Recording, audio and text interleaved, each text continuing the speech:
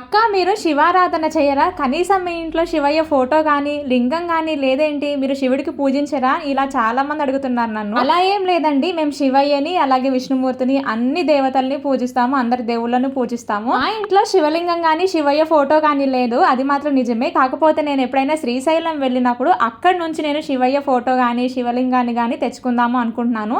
ఆ కోరిక అయితే నా మనసులో ఉంది. ఇంకెప్పటికి నెరవేరుతుందో చూడాలి. ఓం లక్ష్మీపతే నమః, ఓం అనామయాయ నమః, ఓం జగద్వందాయ నమః, గోవిందాయ నమః, ఓం శాశ్వతాయ నమః, ఓం ప్రభవే నమః, ఓం శేషాద్రిలాయ నమః, దేవాయ నమః, ఓం కేశవాయ నమః, మధుసూదనాయ నమః, అమృతాయ నమః, ఓం నమః శివాయ, ఓం శంభవే నమః, ఓం పరమేశ్వరాయ నమః.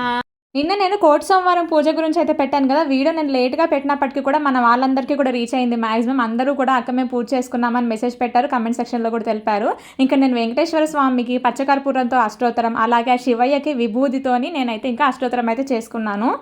ఓం నమః శివాయ, ఓం నమః శివాయ, ఓం నమః శివాయ, ఓం నమః శివాయ.